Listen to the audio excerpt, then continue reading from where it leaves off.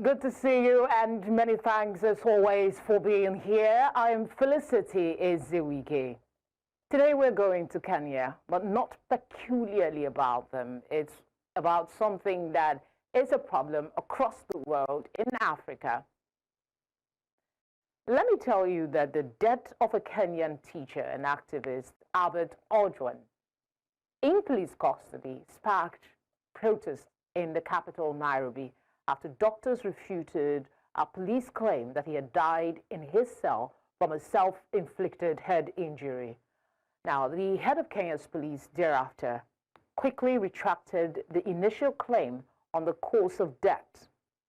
Political watchers say Ojwang's death further inflames an already angry youth population who have rallied against the disappearance of dozens of anti-government critics since the protest movement forced the withdrawal of a controversial finance bill last year.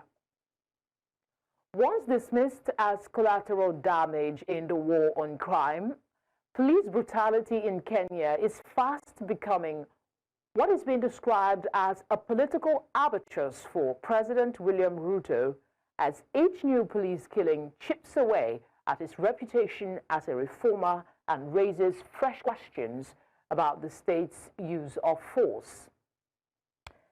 As the government struggles to contain this situation, it is essential to examine the broader implications of these agitations on governance, on public trust, and Kenya's democratic future, and perhaps a lesson can be learned across board for other African countries that struggle with police brutality. To help with this, I have two guests. One, political analyst joining us from Nairobi, Kenya, Alexius Mwati. Also joining in is Tabitha Oluoch, digital communications assistant, Siasa Place, Nairobi, Kenya.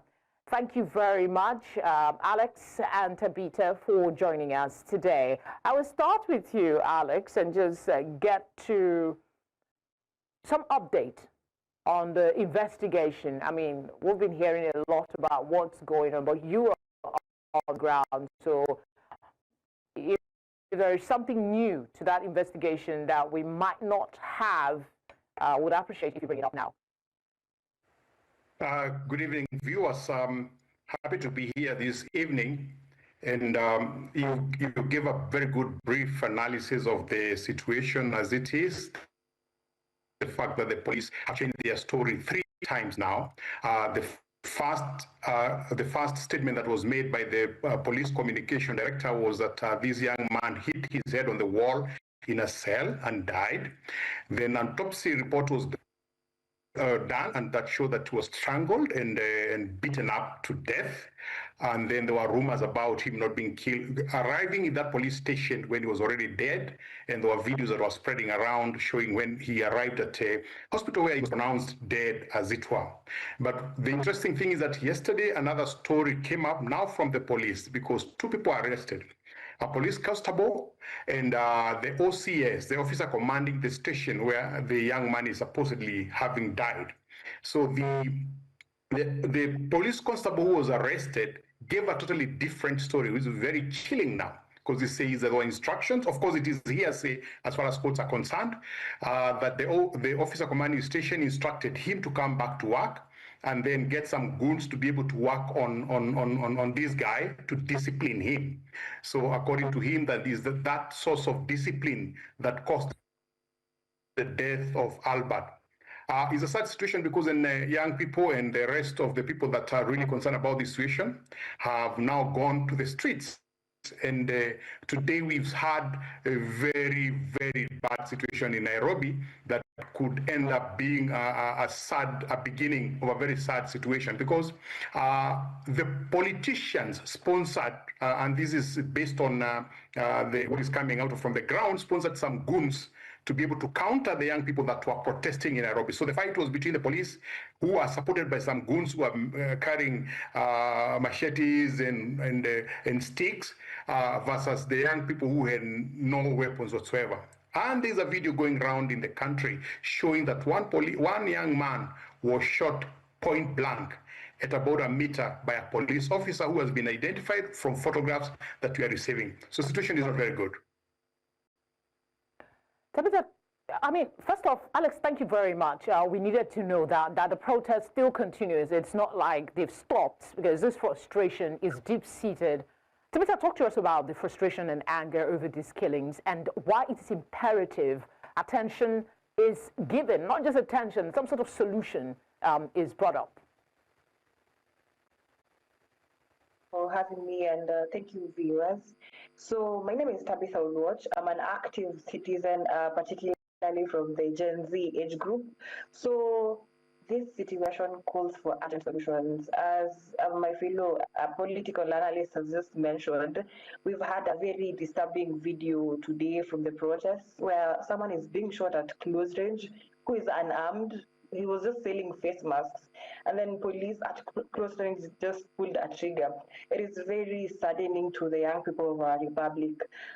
This situation is very triggering to the young people, since you're just out of school, you're out there full of hopes that you're going to start earning a living, you're going to start making a better future for you and your family, and then you just get out to a system that is not working, a government that is mad with a lot of corruption, a lot of abductions. You're not allowed to speak up your mind, you're not allowed to say anything on social media because of the fear that you're being trailed, because of the fear that you'll be abducted and be found somewhere dead, or maybe a story would be just out there to be covered. So the young people of our country, Kenya, are just demanding for a better tomorrow. They are demanding for end of police brutality, because this has been spanning for quite some time. Years before, police have been having their ways in mandamanos.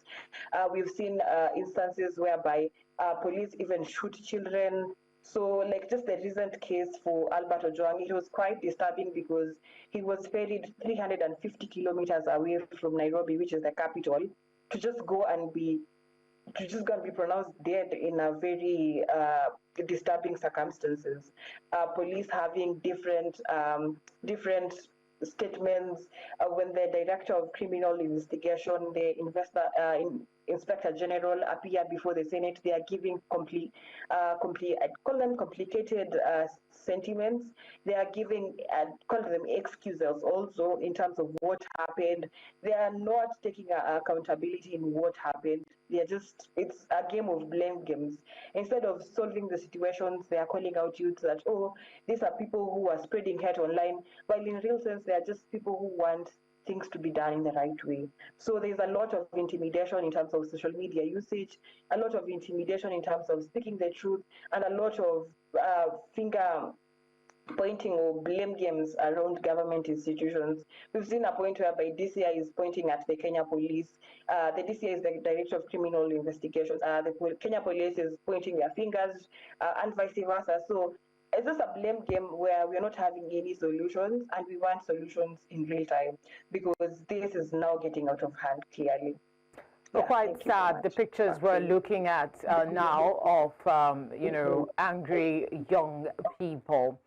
I need to clear something, Alex. In the course of prepping for this conversation, I read, and I even put it in as part of my introduction, was there ever a time police brutality was dismissed as collateral damage in the war against crime in Kenya?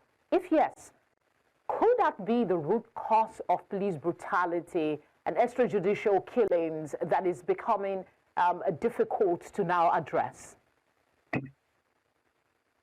Police brutality has never been made collateral damage for the country, because we are ruled under the Constitution of that we promulgated in 2010. That's about 15 years ago. And the Constitution lays down the functions of the police and function of every institution that was found to be important, to an extent that even the leadership of the police is contained in the Constitution.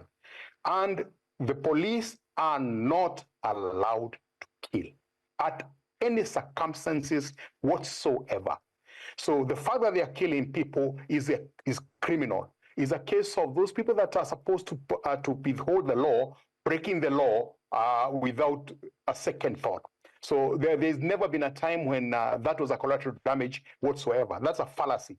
And according to the Constitution, then the people that are supposed to be doing what they're supposed to do, they're supposed to take responsibility. For example, the person, the genesis of all this problem with our young man, Albert, the late Albert, condolences to his family, and we're all feeling the pain that the parents are feeling, because we are also parents, and we have, like, for example, I have children at that age myself, is that he was a blogger. Basically, like all of us do the blogging. So he wrote some statement in Twitter where he blamed, he castigated the deputy inspector general of police, a man called Agat, and he called him out for corruption. When he called him out for corruption, DIG of police, that is deputy inspector general, complained to the Directorate of Criminal Investigation to investigate the situation. They went and picked him from home, brought him to Nairobi, and that's why they killed him. Now, the DIG, after a lot of call for his resignation, for lots of call for his arrest, have decided to do something that is completely criminal. He has done something that he's calling stepping aside to allow investigation. The Kenyan Constitution, because he's a presidential appointee, does not provide any chance for him to step aside. Actually, it doesn't, is an oxymoron. It doesn't mean anything, because he's either supposed to be suspended, to be interdicted, or to be dismissed. Alex, you're talking about the police chief now. Are you talking about the police chief? Okay, I'd really like him to clarify that, because if he's a presidential appointee, then the onus is with the presidency to act now if he chooses not to. Alex, if you can hear me, your reference to a political appointee, is that the police chief? Constitutional office. I hope you can hear me. Yes, I can. Did you get my question? Yes. Okay. Is a political, is a constitutional office. Okay. Meaning that the appointing authority is a president. So the person who can dismiss him is the president of the Republic of Kenya, as per the Kenyan Constitution. There is no provision for him to step aside. He can either resign or the president can dismiss him. And on the basis of what has happened and the accusation that is before him, there is no reason why, except that him being part of the whole shenanigan, there is no reason why the president has not sacked the man, or at least suspended him. Does this give impetus to arguments that this is the state supports this kind of behavior if they don't act to ask him to resign or leave? 100%, because even before he declared that he's stepping aside, the cabinet secretary in charge of interior, a man called Mr. Mulcomen, had defended him that he hasn't done anything. But between you and me, because he's the one who complained the DCI, at his position, he's to even take a moral position and say, look, the cause of this death is because I complained. But now he's been mentioned by everybody who has been accused of this murder, especially the man called Mukwana has mentioned him quite a lot, and he said he's one who gave instructions for these things to be done. Okay, end state abductions, end police brutality. Those are some of the captions that I saw now from the protesters. Tabata, can you maybe articulate the specific concerns of the protesting youths? We know that police brutality is one of that. We know that allegations of state-sponsored persecution is included. But does that include a request for resignation of the president, perhaps? Okay, yeah, most of the captions, most of the hashtags that you're seeing online on one, end police brutality, there's one on hashtag arrest Eliud Lagat, because as Alex has said, people are calling on for the resignation of the Deputy Inspector General, who is the complainant in this case. We just want him to be arrested, because according to what the youths are putting in as a request is that they don't want him to step aside, because him stepping aside is just like a procedure, because time and again people have seen in Kenya whereby inquests are formed and nothing is done. So the call around it is just a disbandment of, even there's a call for one disbursement of IPOA, there's a call for arrest and complete designation of the Deputy Inspector General, and also there's a call for the President himself to surrender power, because clearly over the last 1,000 days, because I think last week he just marked 1,000 days in office, and his 1,000 days in office has been marked with politically instigated violence, loss of lives, abduction, and even there are a number of people, 50 plus people, who are still missing from last year's protest against the finance bill of 2024. So both divides, from the young people to the, it's intergenerational, I'd say, from the young people to the old people. There's a heavy call for him to just surrender power and leave for a better person to take up the role in a way that maybe he could understand what the Kenyans really want, and who would lead the country with the interests of the people of Kenya. But so the likelihood of that happening,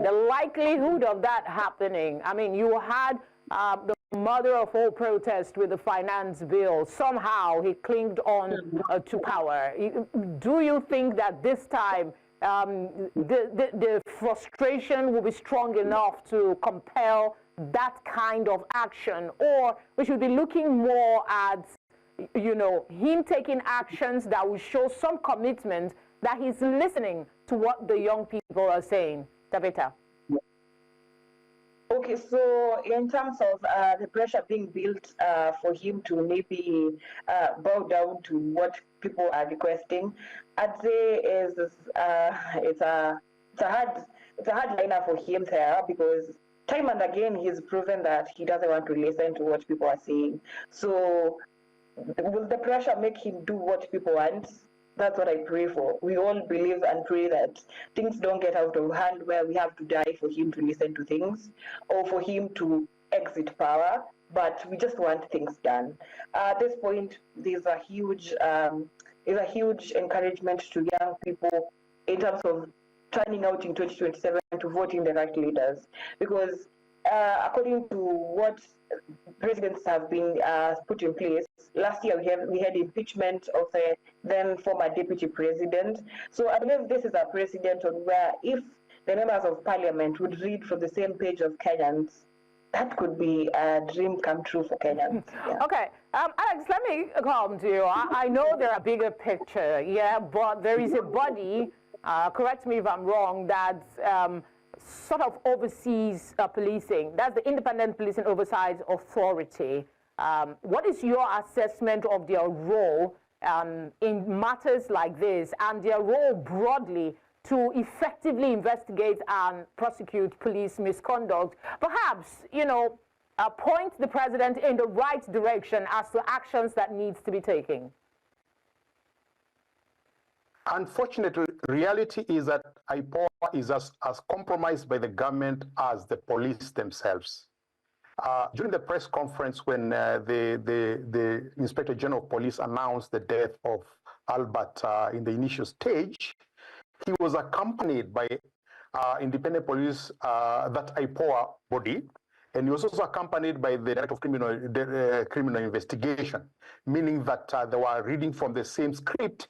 Yet, since Albert had died in the hands of the police, and that was announced being made, if IPOA had the ability to be able to investigate the police and be able to come up with a solution, they obviously wouldn't have been in that press conference, because they'll be sitting back wondering what these people are doing. But the fact that they were together with them and looking at the past when they have done so-called investigation, especially during the last year's protest where youths were killed, where abduction continued for 6 months and they did nothing, Kenyans have no hope with IPOA. Quite unfortunate. Tabitha, the Gen Z-led protest, I mean, is getting some real attention. They're demanding for justice, of course. But do you think this will influence the outcome of the 2027 presidential election, potentially costing Ruto a second term? I mean, from somebody that is on the sidelines watching what's happening in Kenya. I used to think that William Ruto was a favorite among the people, but with the financial bill and these developments, it seems his popularity has drastically gone down. This Gen Z uprise will lead to a high voter turnout in 2027. And yes, President Ruto was, I'd say, a darling to the young people during his 2022 campaigns.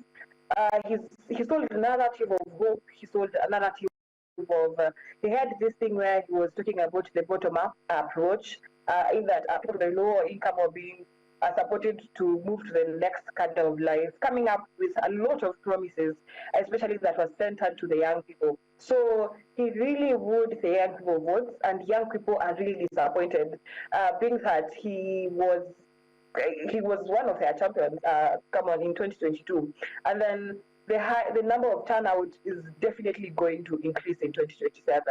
I'd say this because most of the people who at one point didn't believe in voting, who didn't believe in their votes taking a choice, coming out on TikTok. We've seen influencers, we've seen content creators, we've seen people who occasionally don't talk about politics, who are not in the field of governance and politics, coming out to say that 2027, you have to tell your mother, you have to tell your grandmother, your sister, everyone has to come out and vote.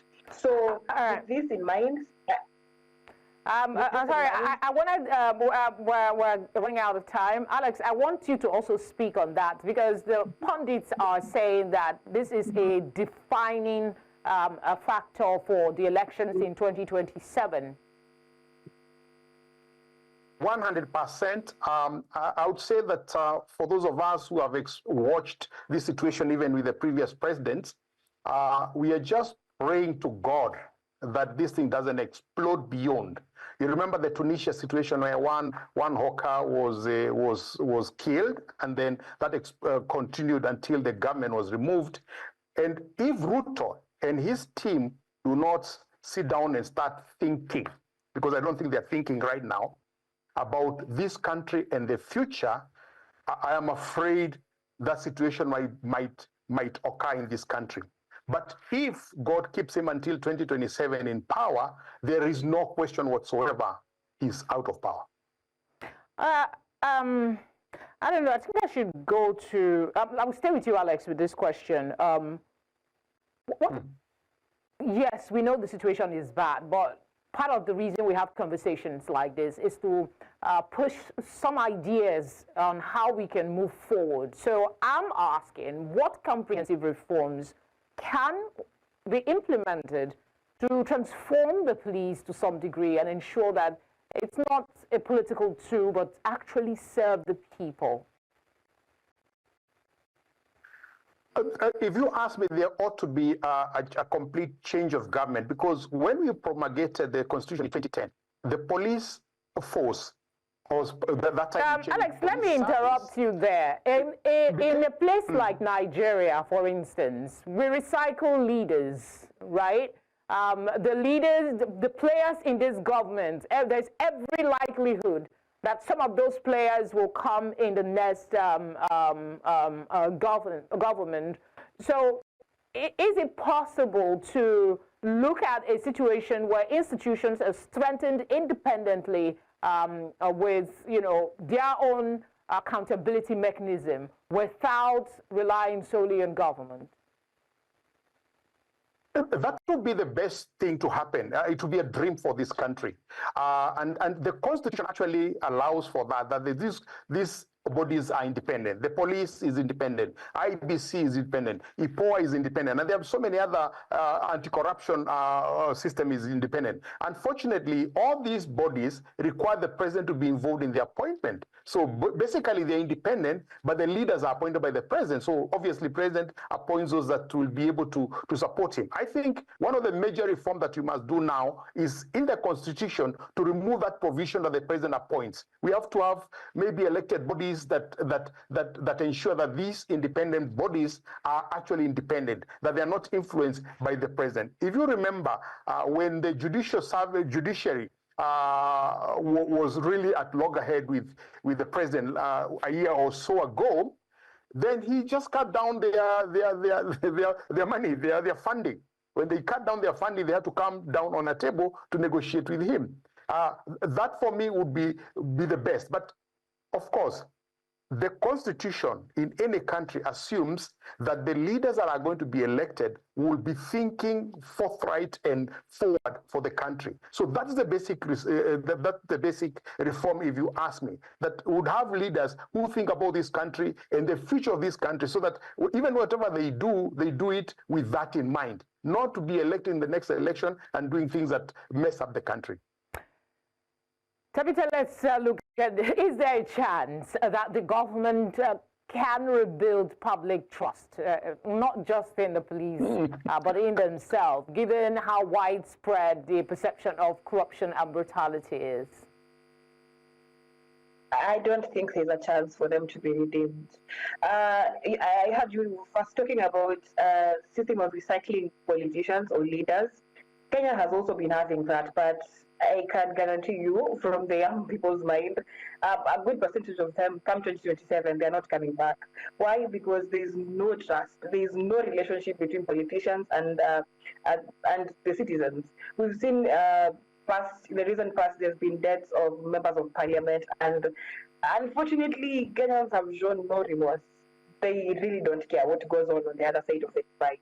We've seen politicians, members of parliament talking badly on social media, being so inhumane when it comes to matters that really affect the young people's request. We've seen stands whereby the president calling protesters anarchists. We've seen a time whereby members of parliament, because of now they have an agreement that now they call it the broad-based, now becoming very passive about issues that affect Kenyans. They are like, because we're in government, we don't want to care about what you people are talking about. It's our time to eat. So public trust is not something that I think is going to come back. And also there's extreme public displays of wealth from the cabinet secretaries, from the members of the government. You'd see in a country where people are dying of hunger, in a country where unemployment is the order of the day, a minister will just be working with a 1 million watch, and that's not an issue to him. They wear red bottom shoes. They show off monies that they have. One would be buying, let's say, a bottle of something at 400,000 shillings. So there's a lot of anger from people, courtesy of what they've showed us. They clearly showed, as young people of Kenya, time and again, that we really don't care of what you think. And I think to them, they think it's business as usual. So they are just like, we'll ruin the trust and then gain it back with bribery in 2027. But I don't think that will be the situation. So the trust is broken beyond repair, if you ask me. Alex, what would justice and compensation look like for victims of police brutality? And is it possible to identify as many as possible for the justice to happen? Obviously, the first step would be everybody that's involved in security and safety leadership to resign. We start with the cabinet secretary. We go to the Inspector General of Police, his deputies, his two deputies, the Director of Criminal Investigation, and also the National NIS directors. That would be the first step to be able to do that, so that other people can be appointed to do a proper audit of who has died, where, and when. Today, if you ask the police, they do not know. They close their ears to the fact that there were abductions. And for information, 2 weeks ago, we had abductions are still going on, because we had 2 young people in North Rift of Kenya who were abducted and found dead in a forest. They were picked up by police officers, according to the people that eyewitnesses, but they were found dead. So it's still going on. So if you ask the police, the current leadership of police to account for that, they will not. So you can't even talk about reparations if you can't be able to identify the data that is there. Albert Ojwang, the late Albert Ojwang's death was really the most horrifying one, because the rest have been done outside police stations, but this was done in the police station. The entire leadership of the police force, as a first step, should resign so that others can take over and be able to do investigation so that we can even start talking about reparation. Right now, you can't even talk about reparation whatsoever. Reparation for who? Because they don't admit. They don't know who has been killed by themselves. Accountability is zero. It is quite sad, really, what the reality is, not just in Kenya, places like Nigeria, Uganda, the situation is bad. But is there a possibility that external pressure can be put to bear on the president or the federal government to do what is right? Talking about maybe the AU, the ECOWAS, or International Human Rights Organization. Is there a way, if they can't put pressure on the federal government, is there a way they can support local efforts to promote police accountability? Tabitha, you can take on the question. A couple of... Sorry, I will come back to you, Alex. Tabitha, take on the question. Okay, yeah, I believe that would be a good path to take, but I also think that has time and again proven not to be fertile, because when we saw there was a BBC documentary which was airing the police getting into forceful confrontations with the public, nothing was done. Actually, the screening was banned. The screening was banned. So the government is not willing to take accountability or to take any advice, if that is called, from any other organizations, because the BBC documentary was banned. If we see also the international organization, international community, if I call it, says we could be suffering from the same problem. So they are just birds of the same feather, reading from the same script, reading from the same old script. Recently, we saw some of the activists who were abducted in Tanzania because they were just going there to be in solidarity with the activists of Tanzania. So clearly, the international organization has been international community, has been quite silent. Their silence is deafening in terms of coming through these matters of abductions, of police brutality. They are deafening silent. The African Union is not talking about anything, the European Union, but recently I saw the US government calling for an inquest, calling for answers in terms of murder of the late Albert Ojwang. This didn't give the government pressure, because they kept on talking about giving us different scripts, different stories of what happened each day and night. So I just call our government also deaf. So they don't listen to advice. Alex, we have to wind down now. If you have the opportunity to speak to young people protesting, what would you like to tell them? And it's too prone. On the other side, what would you like the world to know about what is happening in Kenya? I'd like to know the world to know that what is happening in Kenya is extremely unfortunate. We have a government that does not care about its citizens, a government that is killing its own citizens for their own good, for their own selfish ends. I'd like to tell the young people in the country, especially Kenya, and the entire continent of Africa, we must stop thinking that power is given. Power is earned, and they must come together. You know very well that the population of Africa is about 67 to 70% of people under the age of 40, meaning that this is a young continent, and it's their time now to take over power. We and our fathers took the power from the colonialists, and what we got was the political power, as it were, which we have abused in every single country, whether it's Nigeria, Ghana, Uganda, Somalia, whichever country you mention, we have abused it. We didn't get economic power because Africa is still ruled by the West economically. Kenya, they say that about 60% of the economy of Kenya belongs to foreigners. That the young people must think, and I keep hoping that the story I hear about Ibrahim Traore is true, that he's converting that country back to its own people. That young Kenyans and young Africans must take charge. That in the next 3-4 years, we must have young people taking over. Tabitha, same question to the young people and to the outside world.